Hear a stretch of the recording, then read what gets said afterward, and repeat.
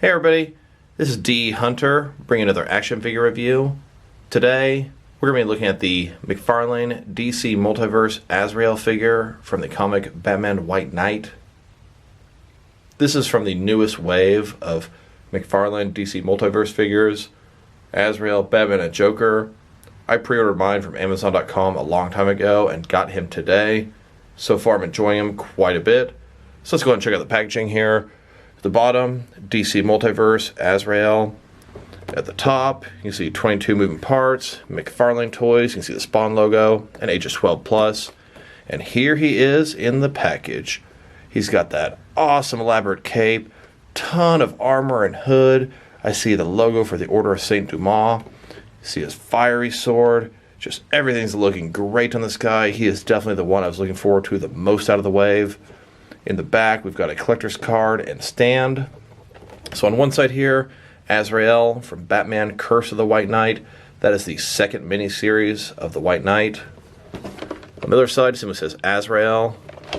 At the bottom, we've got a barcode in case that helps anybody, as well as a bunch of credits. And then on the back side, here's Azrael from the comics. Then we've got some other McFarlane DC Multiverse figures. Wonder Woman and Armored Wonder Woman from the upcoming 1984 Wonder Woman film. Superman from Superman the Animated Series. And then Batman and Joker from Batman Arkham Asylum. I've heard of some people finding these at Target, but they've been coming up street dated, so you won't be able to buy them there for a couple more weeks. So with no further ado, let's crack them open. And I did end up getting two of these figures. One of them to open and enjoy, and one of them to keep my complete unopened 6 and 7 inch Batman and related action figure collection. Really excited to get another one of the Batman allies from the Rebirth comics. And I got this guy and a huge lot of McFarlane DC Multiverse White Knight figures I got from Amazon today. And then here's the unopened version of this guy in front of my Batman and related comics, next to all my other Batman and related unopened action figures. You can see they're next to the rest of the McFarlane Multiverse collection. And here's my entire collection of Batman White Knight comics. We've got numbers 1 through 8 and both cover variations for each issue. We've even got number 1, the special edition. And here's my entire collection of Batman Curse of the White Knight, the second White Knight miniseries. In front of you are books 1 through 8 and both cover variations of each book. Alright, now that we got this guy out of the package, here he is with all of his accessories laid out. He comes with a collector's card, a stand, his sword of fire, and the fire is removable, detachable. That is excellent. Now I must say, I am absolutely impressed and blown away by this guy so far. The level of detail, the articulation, everything is on point. I've always been a big fan of Azrael. I did not like Jean-Paul Valley as Batman, but I always loved him as Azrael. Thought he was a really cool, unique sidekick. I was glad they were able to salvage their relationship after Nightfall. So let's check out the figure. So starting with this cape, this thing is huge. It is very movable. You can see that a little bit different than the Mattel Azrael. Absolutely loving it. Feels very secure in here. Doesn't feel like it'll ever break, and that is a very nice feeling to have. His face looks great in the hood. See that logo on his mask. I love it. Now the way they moved his head, the joint of the neck is below the hood, allowing you to move it all around. That is fantastic, superb. Way better than what Mattel did with Azrael. And I love the Mattel Azrael. Bicep cuts are hidden inside the costume. Great. Single jointed elbow, about the only complaint I'll have about this guy. Ball joint hidden very nicely in the torso. Butterfly joint, very effective here. I mean, the detail is just amazing. Off the belt, a little cross here. On his sash, the Order of Saint Dumas logo. Knife in his sheath. Pouch with a cross on there. Just the level of sculpting detail. I mean, look at his gauntlets. Just sculpting all over this guy. Absolutely superb. Look at that, just loving it. Double jointed knees. Think this guy looks amazing. I was so excited for him, and it looked like they delivered. Next, let's look at his accessories, and let's start off with the boring stuff. First of all, he's got the standard McFarlane DC Multiverse stand. pretty basic, black circle, DC logo at the bottom, got one peg for the peg holder feet. It is very thin, pretty basic. I'm not much of a stand guy, so this is going to go to a huge bin of stands. Next, let's take a look at his collector's card. This was a cover of Batman, The Curse of the White Knight, #1, and it was featuring Azrael prominently. Alright, now let's check out his sword, his only traditional accessory. This thing's fantastic. The fire is sort of semi-transparent, fits around the blade, and it is removable. What an excellent feature. You could use this fire for something else in your action figure collection, or you can use it for the Sword of Fire for Azrael, and then not to mention the sword. So blade, pretty basic, long silver. The handle looks very nice, a lot of details on there. Very much enjoying their attention to detail with this guy. Here he is holding his sword. This thing is massive, it is long, the handle is huge, really digging the sword. Then here he is swinging his Sword of Fire. This is about the closest you're going to get to him holding the sword with two hands. It was hard enough to get his hands this close together. Can't really do it in a very good action-like pose. And I believe the proper name for the sword is actually the Sword of Sin. Here it is, next to a previously released Azrael's sword. And I mentioned possibly using this accessory for something else in your action figure collection. Here's a couple things that pop to mind. Here's El Diablo from Suicide Squad shooting some fire out of his hand. And here's an Arkham Origins Firefly shooting some flames out of his flamethrower. Here's Azrael holding a sword, kneeling down in a church. Now that we've taken a very good look at both the figure and his accessories, next let's check out the height of this figure. So, from bottom to the top of his head, sitting at about 7.0 inches, which is going to translate to about 18 centimeters. And if you go to the top of his cape, it's going to be about 7 3/4 inches. And now let's go and check out his articulation. So for starters, his cape is made of a soft material, very bendy, flows very nicely. Can't tell you how pleased I am with that. And it's just so sturdy here, it is not going to break. Very, very nice. I can just feel how thick and strong it is in there. Next, looking at his head, it can rotate around quite a bit. It's got soft material on the hood, not obstructing it at all. It can also look up and down an absolutely whole hell of a lot. This guy's head is nice tilt, go forward, rotate, very impressive ball joint there, and done very nicely with the soft hooded material as nothing's obstructed. You can sort of pull it up, see his mask underneath. It doesn't pull all the way back. That's one thing the Mattel hoods did that was very nice. Shoulders here in a ball joint, they can go out about this far, full 90 degrees, up, down, around, all that good stuff. He does have a butterfly joint. You can see that bit of material between his shoulder and chest area. Gives him more articulation, allows him to go forward, in and out. Very nice. You get a little bit less out of his butterfly joint on this side, but not too much. Bicep cut, hidden very nicely in the uniform there. Single jointed elbows. McFarlane seems to really have a problem with double jointed elbows on certain thicker arms. I get it, he doesn't want to ruin the aesthetic, but I would definitely like some double jointed elbows. His wrist here, it's got a ball between the forearm and the wrist. It can move at the base of the hand, and the ball can also move at the base there. Rotate around, it's also hinged, and you can potentially move the hinge around in different areas of the hand. His chest here is a ball joint, can rotate around very nicely. It looks like it actually has two ball joints, one here and one down here.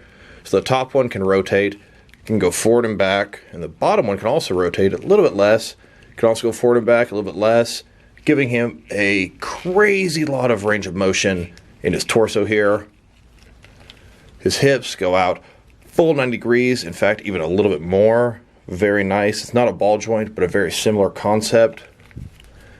Then go forward, about that far, not too much, and back, really not at all. Now you can rotate them more than the previous releases, so they're improving there. Very nice. Double joint knees. They can go all the way back. His foot here, it's got a ball between the shin and his foot.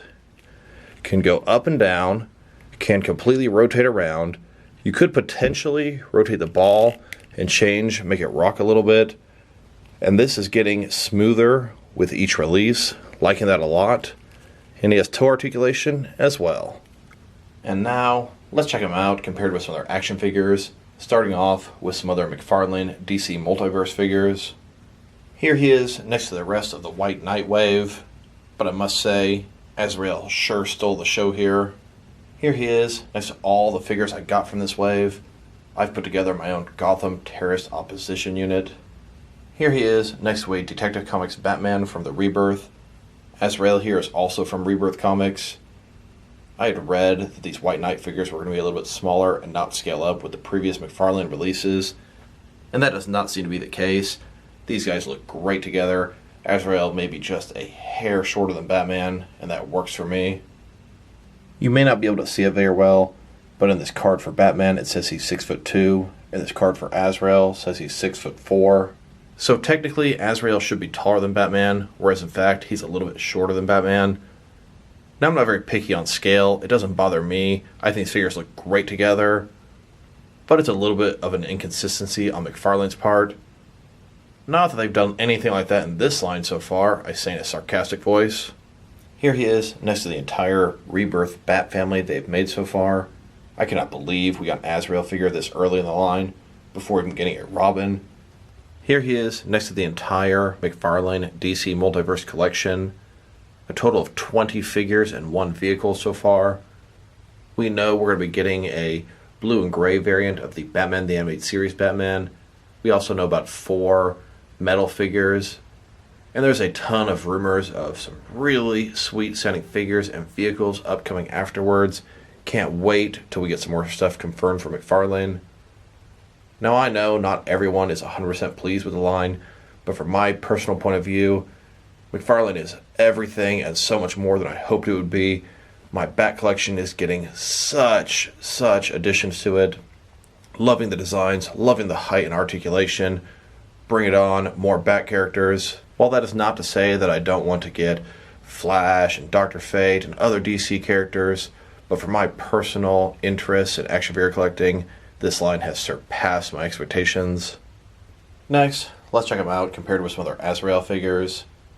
Here he is next to the Mattel DC Superheroes Azrael. He was later released in a 2-pack in the DC Universe Classics line. This is arguably the most comparable Azrael figure out there.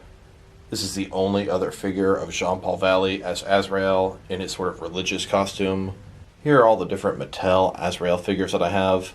The first and last figure are Jean-Paul Valley in his armored bat suit when he took over for Batman during Night Quest and Night's End. He did don a similar suit in the White Knight saga, and I really hope McFarlane can make that. And they've actually made figures of 3 different people as Azrael. Here in front of you, from left to right, we've got Michael Lane as Azrael, Jean-Paul Valley as Azrael, and then Theo Galifan as Azrael. Here he is next to all the different DC Direct Azrael figures that I have. These are all Michael Lane. From left to right, first we've got Azrael from the comics Batman Reborn. Then we've got Azrael from Arkham City, and then Azrael from the White Knight, and then Azrael from Arkham Knight. Here he is next to a DST or Diamond Select Toys Azrael figure. This was from the TV show Gotham.